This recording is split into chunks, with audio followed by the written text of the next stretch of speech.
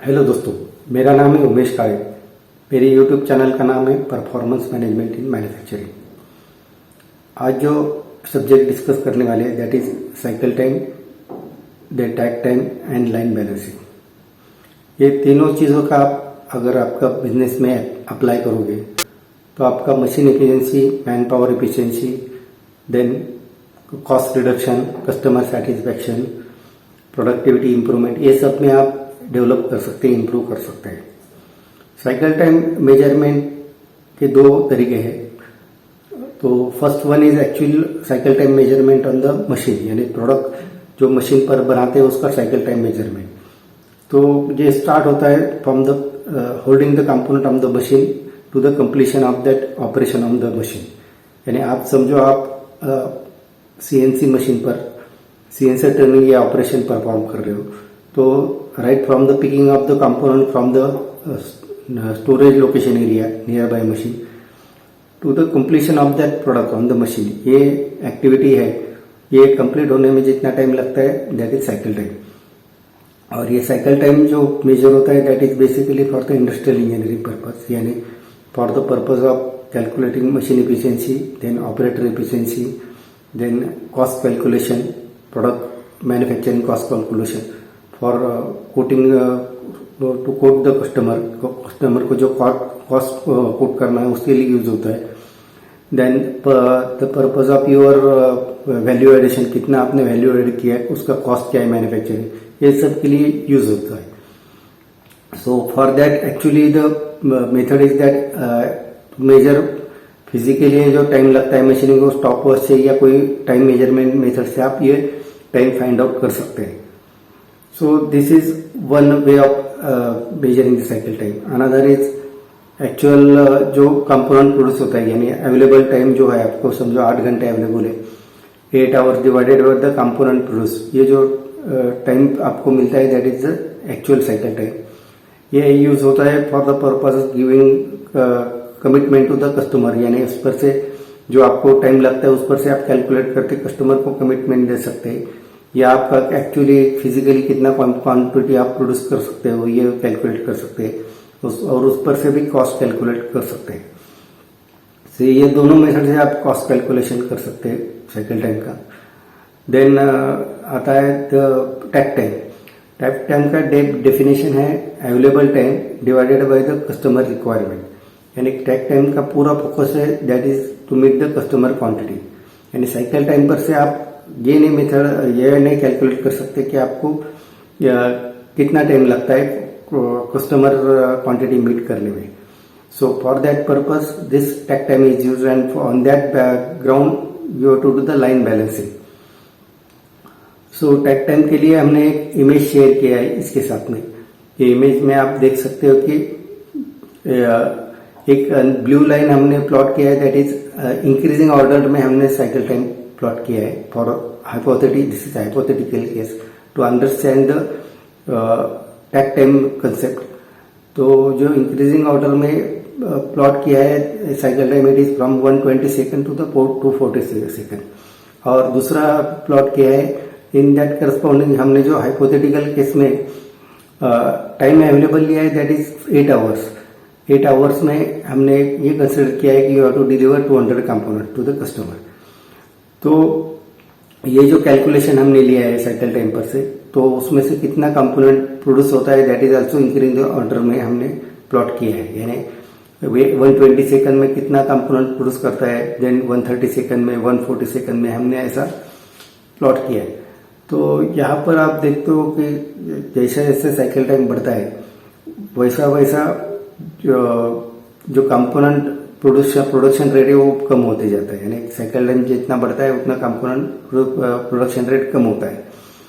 और for better understanding हमने 144 second जो टैग टाइम आता है, यानी available time 8 hours divided by the 200 component the customer requirement, इसका जो रेशियो आता है दैट इज 144 सेकंड, ये भी हमने प्लॉट किया है।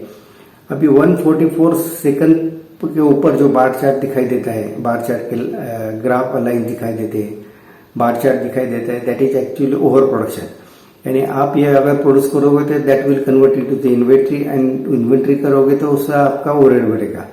सो जो 144 सेकंड के ऊपर जो बार चार्ट दिखाई देता है that you have to stop the production, और जो ज़्यादा प्रोडक्शन है वो आप कम कर सकते हैं, यानी for that you have to reduce the machine hours, यानी आपको 8 घंटा मशीन नहीं चलाना पड़ेगा, थोड़ा कम करके आप उतना इन्वेंट्री कॉस्ट बड़ा कम कर सकते हो। जो बार चार्ट 144 सेकंड के नीचे आता है दैट उसका मतलब है you are under producing the component, यानी आपको जितना 144 सेकंड में 200 कंपोनेंट होना चाहिए उतना नहीं हो रहा है। So for that you have to either reduce the cycle time, और आपको यहाँ पर मैन्युफैक्चरिंग कैपेसिटी बढ़ाना पड़ेगा, यानी एक मशीन के बजाय 2 मशीन आपको अप्लाई करना पड़ेगा और उतना क्वांटिटी बढ़ाना पड़ेगा। So this is the meaning of the takt time, कि आपको साइकिल टाइम पर से आप कैलकुलेट कर सकते हैं कि आप कितना योर टैक टाइम कितना है और वो कस्टमर का रिक्वायरमेंट मीट करता है क्या नहीं करता है। सो इस पर से लाइन बैलेंसिंग कैसा कर सकते हैं, तो उसके लिए अनदर हमने एक इमेज शेयर किया है। एक इमेज में हमने दिखाया कि डिफरेंट टैक टाइम पर से हमने उसका कंपैरिजन दिया है विद 144 सेकंड जो हमारा टैक टाइम आता है उस पर। तो आप देखते हैं कि there is different up and down, यानी कुछ स्टेजेस, यानी ये स्टेजेस हमने प्लॉट किया है, डिफरेंट स्टेजेस ABCDEF, यानी डिफरेंट मैन्युफैक्चरिंग स्टेजेस यहाँ पर प्लॉट किया है जहाँ पर क्वांटिटी प्रोड्यूस होता है। इस पर से ही लाइन बनता है कि आपका टोटल लाइन एक प्रोडक्ट का अगर लोग तो डिफरेंट स्टेजेस में आते हैं, ये हमने प्लॉट किया है। तो ये आप ये देखो इन कंपैरिजन 144 सेकंड में कुछ स्टेजेस का प्रोडक्शन ज्यादा है, कुछ स्टेजेस का कम है, दिस इज नॉट एक्सेप्टेबल। इससे प्रॉब्लम होता है, आप ये रिसोर्सेज अप्लाई नहीं कर पाओगे और आपका लाइन का फ्लो प्रॉपर नहीं होगा, यानी आपका इन्वेंट्री किस जगह बढ़ेगा और या कुछ जगह आप कम क्वांटिटी प्रोड्यूस करोगे और इससे आपका कस्टमर रिक्वायरमेंट मीट नहीं होगा। तो दूसरा इमेज में हमने दिखाया कि आप अगर जिधर ज्यादा प्रोडक्शन है उधर कम मशीन चला के वो लाइन बैलेंसिंग करना पड़ेगा, और जिधर कम है you have to either reduce the cycle time या आपको वहां पर मशीन कैपेसिटी ऐड करना पड़ेगा। सो ऑल मशीन स्टेजेस यानी all operation stages should be equal to the 144 second. इस पर से ये आप लाइन बैलेंस कर सकते हैं, यानी जिधर कम है उसको वहां पर आपको मशीन कैपेसिटी ऐड करना पड़ेगा या आपको साइकिल टाइम कम करके आपको प्रोडक्टिविटी बढ़ाना पड़ेगा।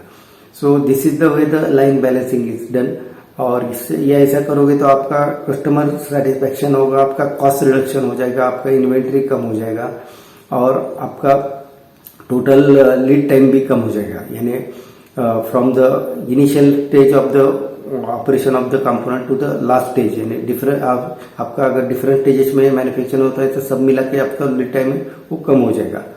So these are the benefit of the using cycle time, then lead time and line balancing।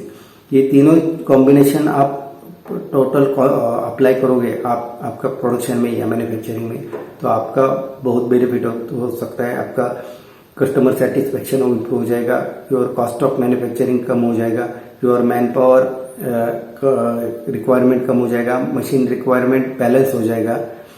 सो ये इसका बेनिफिट है, ये तीनों आप अप्लाई करोगे तो।